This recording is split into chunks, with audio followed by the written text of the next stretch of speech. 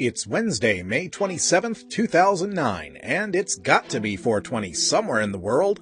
I'm your host, Radical Russ Belville. Produced and distributed by the National Organization for the Reform of Marijuana Laws in Washington, D.C., this is your NORML Daily Audio Stash, the growing truth about cannabis.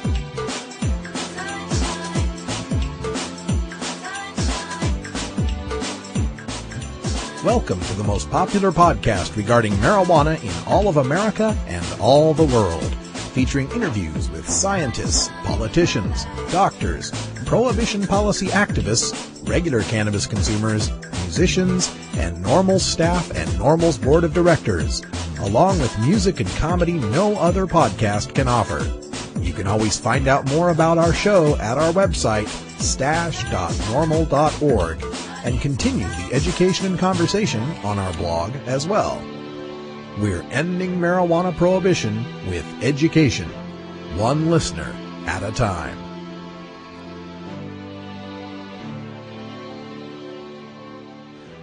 The podcasting and blogging technology for the NORML Daily Audio Stash is provided by Red Aphid Interactive Media. For your professional web design needs, visit redaphid.com. Hey Stashers, Radical Russ here. You are listening to a best of the Daily Audio Stash for the week of May 26, 2009. We're getting ready for the Aspen Legal Seminar on June 4th, 5th, and 6th, so we're going to have some downtime here at the Stash.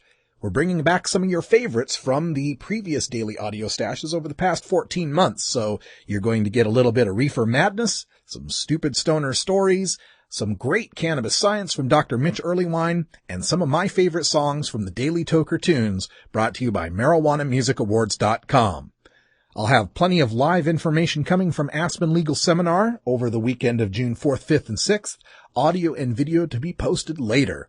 Thank you so much for understanding. Keep up on the blog at stash.norml.org. I'll be posting somewhat infrequently during these next couple of weeks, but if there's any new breaking news stories, you'll find them there on the Stash. We'll be back with all original shows on Monday, June 8th, 2009. So sit back and enjoy the best of your NORML Daily Audio Stash.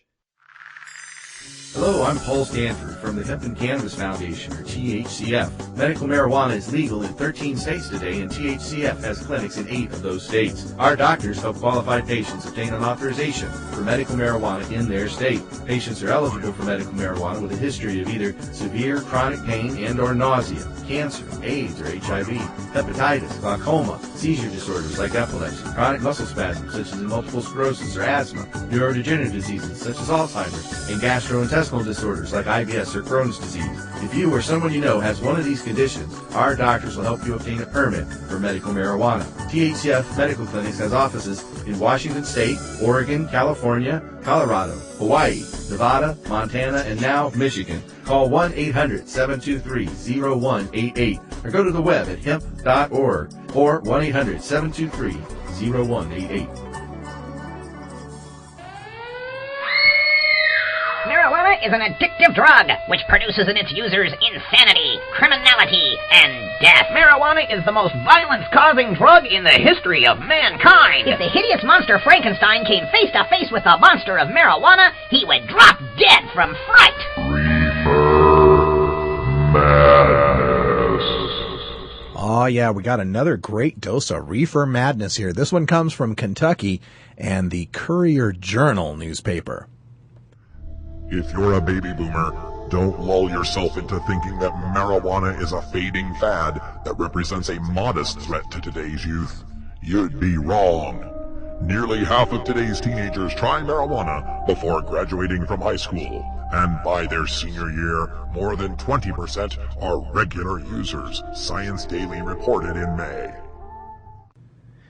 Yeah, but according to those same figures that describe 19.8%, not over 20, of the class of 2005 used marijuana in the last month, for the class of 1975, the baby boomers, that figure was 27.1%. In fact, in 1979, lifetime use peaked at 60.4%, and in 1978, monthly use peaked at 37.1%. More teens use marijuana than all other illegal drugs combined, and they are at greater risk than teens who smoked pot a couple of decades ago. Jim Cowser, a chemical dependency therapist in the Center for Behavioral Health at Baptist Hospital East, said, quote, "It's much more potent than what they smoked at Woodstock," end quote. A more recent style of smoking marijuana also is intensifying its impact. Dr. Elizabeth Garcia Gray, Chief Medical Officer of Child Psychiatric Services for 7 County Services, Inc., said, quote, "During the 60s, there were mostly joints. Now we have blunts, which are like 2 or 3 joints packed in one. When they pack it in blunts, the potency is much more, and if they smoke 4 or 5 blunts a day, it's like 10 to 12 joints," end quote. Well, yeah, of course. It's like when you take one shot of 70 proof whiskey and you add it to another shot of 70 proof whiskey, you get a double shot of 140 proof whiskey, right? No, you dolt. Blunts are no more potent than joints. Marijuana is marijuana. And the size of the blunt, well, duh, that's like saying if you drink 3 40-ounce beers, that's like drinking 10 12-ounce cans. It doesn't follow that if boomers smoked 4 or 5 joints in a day, that today's consumers are smoking 4 or 5 blunts in a day. People smoke to get high. If it took a whole joint of Woodstock weed, or if it takes 10 people sharing one of today's blunts, people smoke that much and stop. Cowser said cannabis may lead alcohol as the #1 substance abused by teens because it is, quote, "easier to conceal and a lot more accessible," end quote, than alcohol. Yeah, because nobody hassles you for any ID. And you can get it at high school behind the shop building from another student. And if you're caught with it, they'll take you to drug court and sentence you to rehab so Mr. Cowser can keep his bed counts up. He said the mental health consequences of marijuana use range from transient amnesia to intensifying depressive disorders. Marijuana also may trigger an early onset of schizophrenia in those at risk for the illness. So you'd think then that you'd see rates of schizophrenia, depression, and transient amnesia, whatever that means. I think it means forgetting where you've just left your keys. You'd think you'd see those rates rise and fall relative to the rates of marijuana use and potency. You go right ahead and find that data. Look hard. I'll give you a head start. Over the past 40 years, nationwide rates for schizophrenia stayed relatively constant at about 1.1% of the population. Even during the 60s summer of love, GIs returning from Vietnam in the 70s with killer jungle weed, and the 80s advent of connoisseur indoor marijuana production, and the 90s birth of medical marijuana, and all the way to today, 1.1% of the people get schizophrenia. Now, that said, it's not for adolescents. There is credible research to suggest that cannabis may increase the risk of developing schizophrenia if used heavily by teens who are predisposed to schizophrenia. But we need to avoid overreacting to the relative odds when the actual odds are still quite low. What's the difference? Well, think of it this way. Relative odds say that if you buy 10 lottery tickets, you're 10 times as likely to win the jackpot as the person who bought 1 ticket. Actual odds say that both of you have a greater chance of being hit by lightning. Other dangers: lung damage and social and behavioral problems. Marijuana used when driving can make it difficult to judge distances and react to signals and sounds on the road. Marijuana affects judgment, perception, and memory, so it can mean poor performance in school, in sports, or at a job. It can lead to risky sexual behavior. Your lung damage consists of, at worst, a hacking cough or mild bronchitis, and that's if you're bong hitting morning, noon, and night for decades. Marijuana smoking does not lead to head, neck, or lung cancers. Now, don't smoke pot at school, in sports, or at work. And practice safe sex. None of those harms are caused by marijuana. They're caused by irresponsibility, and would be twice as devastating if we were talking about irresponsible drinking. Cowser reports that withdrawal from marijuana can take longer than withdrawing from alcohol or cocaine. He said the THC in marijuana accumulates in the fat tissues, which are slow to release the chemical. bald-faced liar. The THC-COOH metabolites accumulate in the fat tissues. These are non-psychoactive compounds that cause no withdrawal symptoms whatsoever. The THC itself is clear of your system within 2 to 4 hours.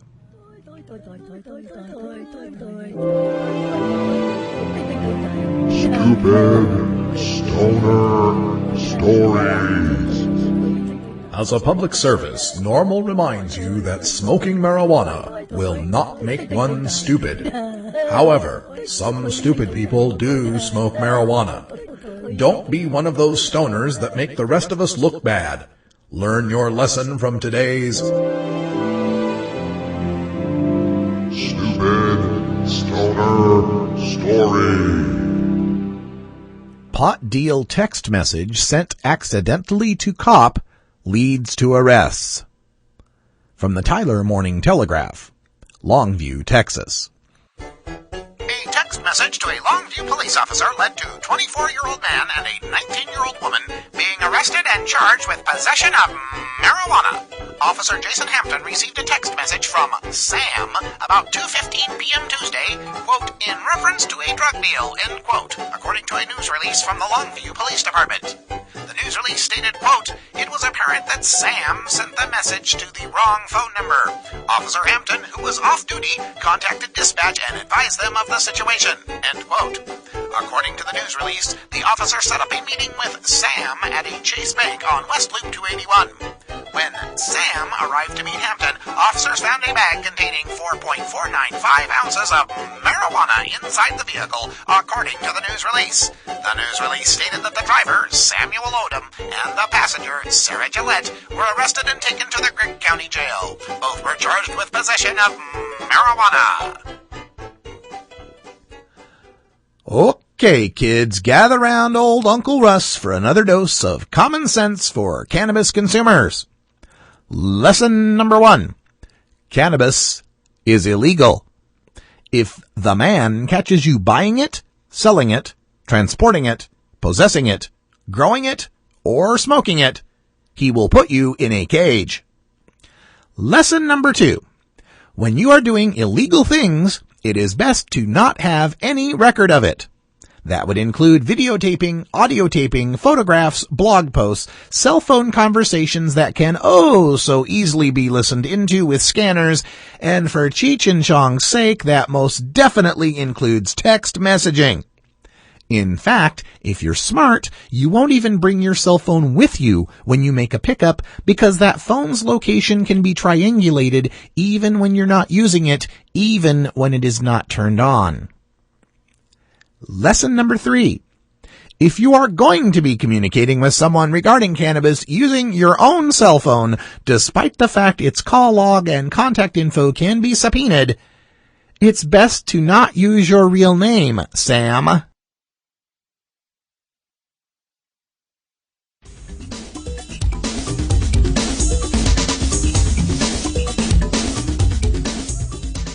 There were 765,000 marijuana arrests in 2007. That's not for dealers and kingpins, no, that's just for simple possession. Multiply that by the average cost of each arrest, and what have you got? $7.6 billion spent on people just smoking some pot. That's enough money to buy health insurance for every child that needs it. That's enough cash to adopt every stray dog and enough left over to feed it. Mr. Obama, I kinda wrote this song for you. You got my vote for change. Now let's see what you can do. Visit NORML.org today.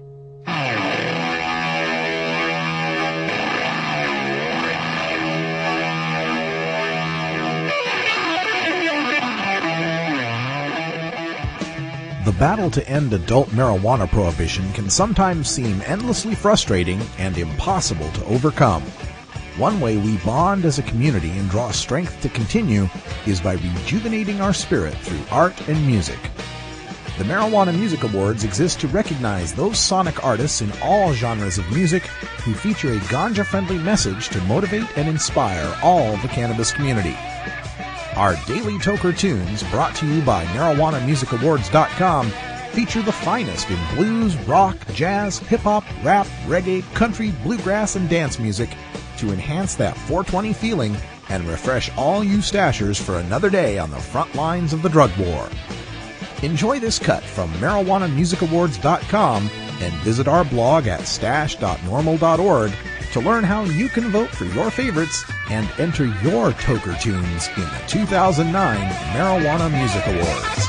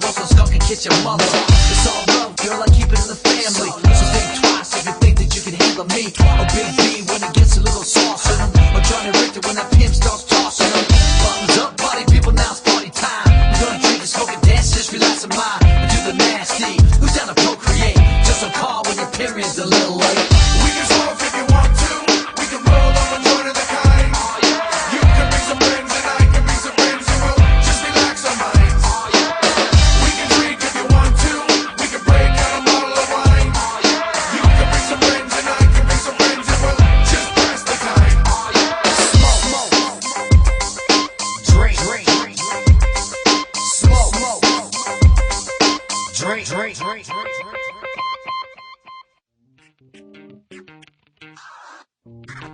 76% of Americans no longer support arresting and jailing marijuana smokers, and nearly as many support the medical patients having access to medical marijuana. And over 80% of our citizens now believe the war on drugs is an ineffective failure. So the question is, when will the government's misguided war on adult marijuana smokers finally end? When? Simple. When you and your like-minded friends, family, and coworkers get involved with an organization such as the National Organization for the Reform of Marijuana Laws, also known as NORML. My name is Keith Stropp, and I founded the organization in 1970. Contact us at NORML, toll-free, 888-67-NORML, or by visiting the organization's up-to-date webpage at www.normal.org.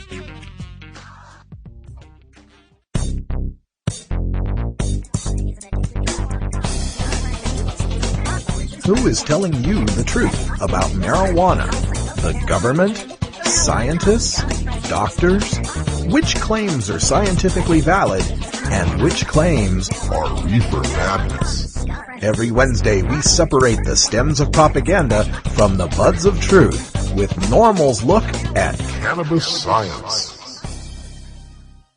time for another dose of cannabis science. We're joined again all the way from New York by Dr. Mitch Earlywine, a associate professor of psychology at the State University of New York in Albany. And Dr. Earlywine, welcome back. Thanks for having me on the show. I'm hoping you're having a good holiday season. How was Thanksgiving for you? Oh, splendid, splendid. Lots to be thankful for, especially with a couple of the court decisions we've seen recently. But what I wanted to talk to you about today was something we've debunked this so many times, the so-called gateway theory, but it popped up again right near my hometown. I've got a post up on the stash about this billboard that's funded by one of our local anti-drug groups, and it says, "Marijuana, a gateway drug to meth." And then it's got the picture of the guy smoking a joint on one side. Then they got the pockmarked, meth addict on the other side. And I just thought, we should bring you back on so we can tell people the true facts and the real research behind this so-called gateway theory. I'm happy to discuss it, and we've talked about it before. My friend Ralph Tarter at the University of Pittsburgh has data following folks up over 10 years, and some of them even more, showing that, use of cannabis, even heavy use early in life, does not guarantee any kind of use of hard illicit drugs. In truth, some analyses I did years ago suggested that even if you had used cannabis, your chances of using cocaine were less than 1 in 100 and probably closer to 1 in 300. And when you just start looking at the data from just big national drug surveys, we don't have a lot on meth, but heroin, for example, we've got, over 100 million people who've probably tried cannabis in their lives and fewer than 6 million who've used heroin. So obviously there really isn't much of a gateway. People seem to get confused because we tend to remember examples that fit our stereotypes and forget the ones that don't. So anytime you find somebody who is a heroin addict and ask, did you ever smoke pot, we seem to remember those. The folks who do have problems with hard drugs who haven't used marijuana often either don't end up in these studies or we just tend to forget about them. So one of the big studies that came out around 2005 on this, anybody who had used a hard drug before marijuana, they kicked them out of the sample. So, of course, there was not going to be any evidence against the gateway under those kinds of circumstances. And these studies tend to be really biased against that. And particularly with this one where meth is the issue, my goodness, meth has enough negative consequences on its own that ought to be played up rather than somehow trying to drag marijuana in with a drug that's clearly got markedly higher dependence potential and a whole lot of horrid negative health consequences. Yeah, I've got a theory about this, and I just wanted to get your input on it too, that here in Oregon, we've got a pretty successful medical marijuana program, and about 8% of our population uses marijuana compared to a national average of about 6%, or depending on which, research you're looking at. So we do tend to have more marijuana users, and it tends to have more marijuana acceptance. On the other hand, out in the rural areas of Oregon, there's a huge problem with meth. We see stories on the news all the time of, the meth people stealing the steel off of bridges and such. So my theory here is that they know they can't convince us that marijuana is as bad as they say it is, so they've got to compare it to meth to put some sort of, spookiness on it, I guess. Do you think that's what's going on? Absolutely, and in fact, this goes back to the 1930s when old Harry Anslinger was our first drug czar, when it was still the Federal Bureau of Narcotics, and he said, marijuana leads to heroin use. The LaGuardia reports that came out in the 1940s suggested this really isn't the case at all. We're talking 60, 70 years ago. We already knew this was wrong, but this is all that folks can come up with anymore to try to make this happen. You can see it's really an absurd argument. And in fact, when you talk to regular users of cannabis, they tend to dislike hard drugs because cannabis is really providing the kind of experience that they want, and these other drugs really don't create anywhere near the same kind of effects. Yeah, it's like Alan St. Pierre often says that rather than being a gateway, it seems like marijuana is almost a terminus sort of drug. Well, and the curious thing is it's very hard to get these published, but we hear time and again cases of folks who've had problems with alcohol or hard drugs turning to cannabis because it has, really markedly fewer negative consequences and arguably none at all. And what a surprise, they don't have to hit these hard drugs if they've got, regular access to clean and appropriate cannabis. Well, yeah, I've known a few people who have struggled with methamphetamine addiction, and just anecdotally, they've told me that had it not been for cannabis, they don't think they could have kicked or could have gotten off of it. But you say, is there any research on that? Is there anybody that's willing to step forward and do the research on that idea about cannabis? As you can imagine, these kinds of things are very difficult to get funding for. And the individual case studies are very hard to publish, so everybody sort of brushes it aside as saying, oh, this is just an individual case, it doesn't seem to work. But I've had therapists literally from one end of the country to the other tell me that they've got clients who've succeeded along these lines, and folks who've emailed me time and again saying that this has really been helpful for them. It's unfortunate because people have become more open-minded with things like methadone as a replacement for heroin, or pharmaceutical drugs that people are prescribing in an effort to get folks off prescription stimulants or illicit stimulants. But for some reason, the notion that cannabis might actually be an aid to this has really become controversial. I just sent in my latest book on substance abuse treatment alluding to this idea, and I'm eager to see if my editors try to cut it. That'll be nice to see. And it kind of also goes back to that Swiss vote that we just saw this week, where the Swiss people voted to make permanent their heroin maintenance program. At the same time, they voted against decriminalizing cannabis. And my thought was, decriminalize the cannabis, you'll have less heroin addicts. Maybe. It's so funny how that resistance is still there. And that program has been just wonderfully successful and really turned some lives around, saved literally millions of dollars in just emergency room visits and ODs and just all kinds of wild negative health consequences. And yet the resistance to decriminalizing was still there. I was really surprised by that. Yeah, very, very strange. Now, as I was writing up the post on this, I, of course, had to go out and get some of the links to, of course, the Institute of Medicine from 1999 on this whole gateway theory. And I got this really interesting quote from them where they say, in fact, most drug users begin with alcohol and nicotine before marijuana, usually before they're of legal age. And that is also backed up from a 2003 quote I found in the Journal of the American Medical Association saying that early regular use of tobacco and alcohol emerged as the two factors most consistently associated with later illicit drug use and abuse or dependence. So I'm wondering then, Doctor, why don't they say alcohol and tobacco are the gateway drugs? The funny thing is, Russ, my friend Linda Collins at Penn State has data suggesting that little kids who drink a lot of caffeine are actually the ones who may be at greatest risk for developing drug problems later on. And I think what this says is it's not really the drugs that do this, it's that there's a subset of folks who just love to do everything. And I'm afraid we all know those people. And what a surprise, they do end up running into problems. But it says a lot more about people than it does about drugs. So we've got the facts on our side on this. It looks like the research has been done, and all the serious researchers, believe there's really no such thing as this gateway effect. What are we going to do to get this through people's heads, in the public mind, to convince them that this gateway theory is bunk? This is actually a really common error that people make in logic, where they think if something comes before something else, it's the cause of something else. And I'm afraid I teach this to my 4-year-old with the classic game of pull my finger. It's just because something happened first doesn't mean it's a cause. And I feel like we have to keep giving examples like this time and again. The number of churches in a city and the amount of crime in a city tend to co-vary.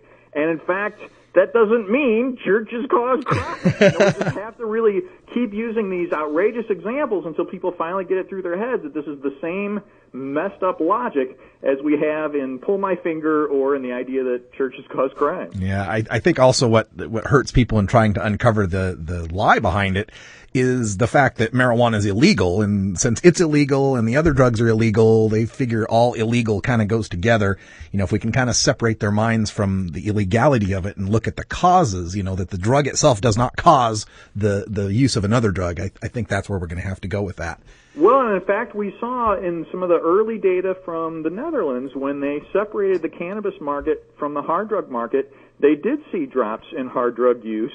And I think that in some ways is saying if there was any kind of gateway, it was that people were going to the illicit market as a whole and getting these hard drugs presented to them in a way that was, a product of being in the underground market. Whereas if we had a separate taxed and regulated market for cannabis, obviously folks could get that without having exposure to meth and drugs that have, some really harsh problems associated with their use. Yeah, or as I like to say, marijuana is not a gateway to hard drugs. Marijuana is a gateway to hard drug dealers.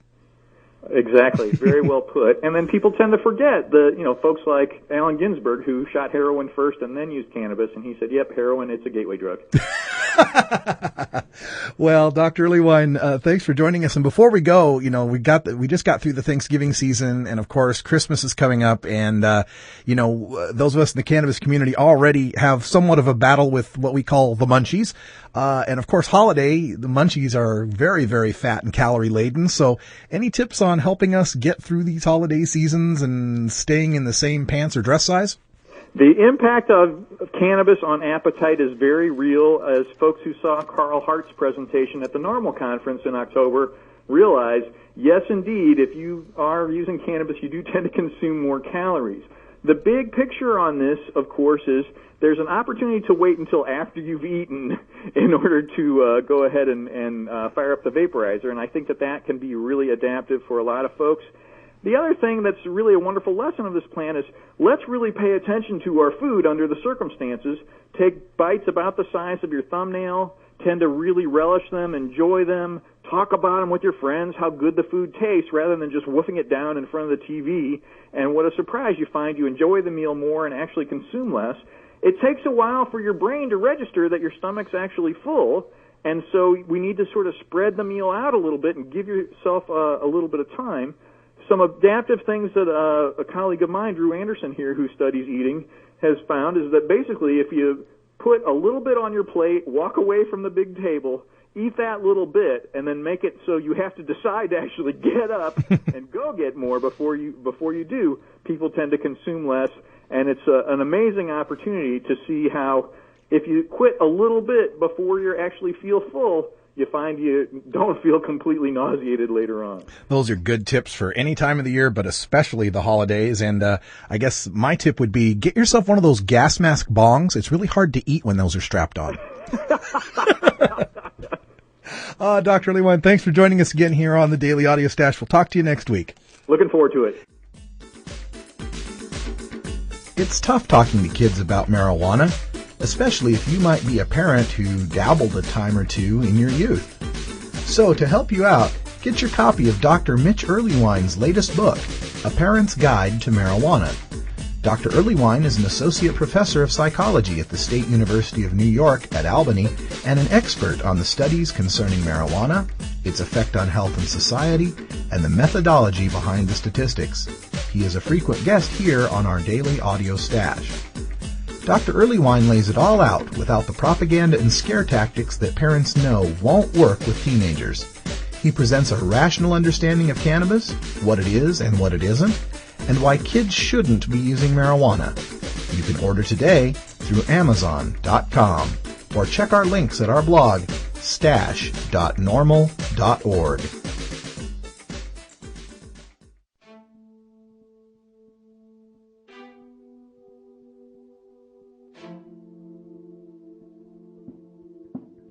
Thank you for downloading the NORML Daily Audio Stash, the growing truth about cannabis. We are produced by the National Organization for the Reform of Marijuana Laws in Washington, D.C. Our executive producer is Alan St. Pierre. Our deputy director is Paul Armentano. Our webmaster is Brian Judy, and web production is provided by Red Aphid Interactive Media. As always, you can catch up on the latest information about marijuana at www.norml.org.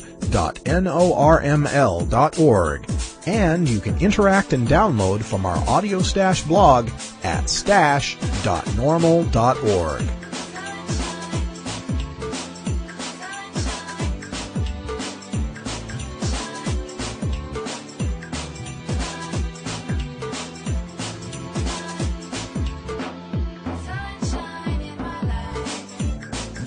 For everyone here at NORML, I'm your host, Radical Russ Belville, hoping all your harvests are bountiful and your encounters with law enforcement are non-existent.